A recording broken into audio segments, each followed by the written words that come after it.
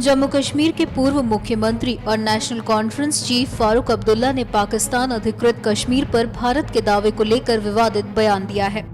अब्दुल्ला ने कहा कि पीओके भारत की बपौती नहीं है जिसे वो हासिल कर ले।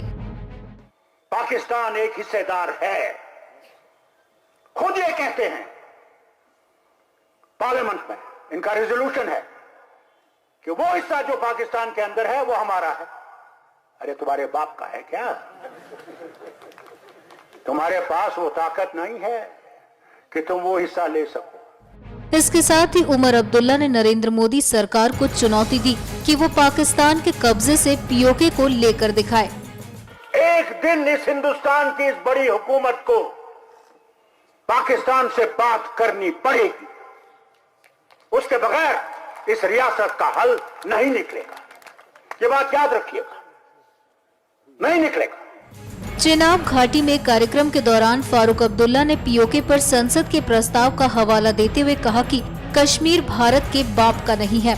इस कार्यक्रम में उनके बेटे और राज्य के पूर्व मुख्यमंत्री उमर अब्दुल्ला भी मौजूद थे। फारूक ने कहा कि पीओके फिलहाल पाकिस्तान के कब्जे में है। ये भारत की निजी संपत्ति नहीं है जिस पर भारत अपना उस तरह दावा कर सके जैसे कि वो उसके पुरखों की संपत्ति हो।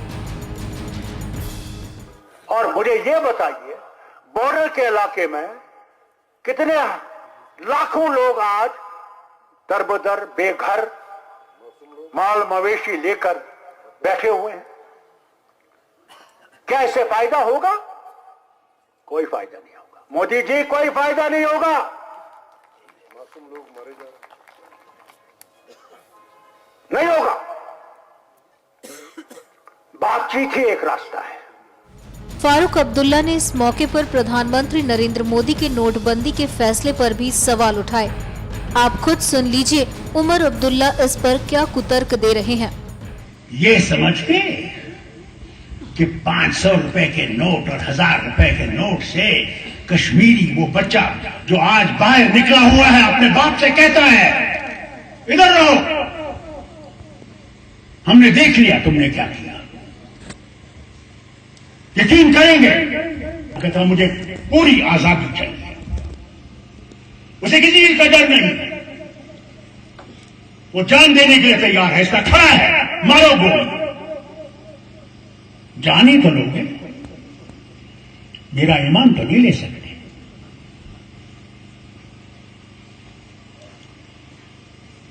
वो अपना ईमान बेचने के लिए तैयार नहीं है तुम्हारे 500 रुपए नोट के लिए या 1000 रुपए नोट के लिए। आज भी कहता हूं स्टेज से, जागो और इस रियासत का फैसला लोगों से करो, उसके बगैर नहीं चलेगा। फारूक अब्दुल्ला ने प्रधानमंत्री नरेंद्र मोदी को अपनी मां की एक कहानी सुनाते हुए ये भी कहा कि काला धन कभी भी खत्म नहीं हो सकता। मोदी जी, मैंने गलती की एक दफा। हम लोग हज पे गए, मेरी मां को वहां दिल का दौरा हुआ, मक्का शरीफ में अस्पताल में दाखिल करना पड़ा। उन्हें अस्पताल से ही हज करवाया, फिर मदीना शरीफ जाना था। मां नहीं जा सकी। मां ने आंसू से कहा कि हुजूर के दरबार में मेरी तरफ से सलाम पेश करना। मैं जब वहां से वापस आया, मेरी मां के हाथों में कुछ कंगन लगे थे। मैंने देखा वो कंगन गायब है। मैंने मां से पूछा, मां ये क्या किया? मेरी मां ने कुछ नहीं कहा।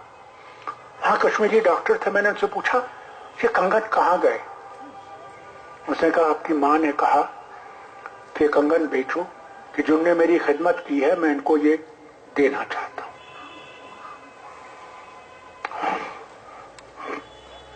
मुझे रोना आया। अल्लाह का बेटा हूं, वजीर आला होकर मैंने ये नहीं सोचा कि मेरे मां के पास में कुछ पैसे छोड़ू। अयोध्या पहुंचा, पहला काम मैंने ये किया कि माँ के लिए मैंने वो चूड़ियां लाई। मैंने कहा माँ तू यहां से खाली हाथ नहीं जा सकती। मैं अल्लाह के दरबार में जवाब नहीं दे सकूंगा कि मैंने माँ के साथ इंसाफ किया या नहीं किया। मोदी जी आज आपकी माँ लाइन में खड़ी हो और आप वजीर आजम हिंदुस्तान के हो, फिर ये कहें कि हमने काला धन खत्म कर दिया। मोदी जी काला धन कभी खत्म नहीं होगा। किससे धन से आप इलेक्शन लड़ोगे जरा मुझे ये तो बताओ।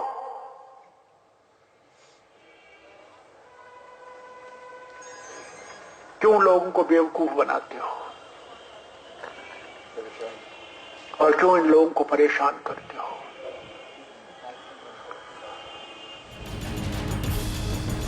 यानी बाकियों का तो पता नहीं, पर फारूक अब्दुल्ला से एक सवाल जरूर किया जा सकता है कि क्या चुनाव सिर्फ काले धन के बल पर ही लड़ा जाता है?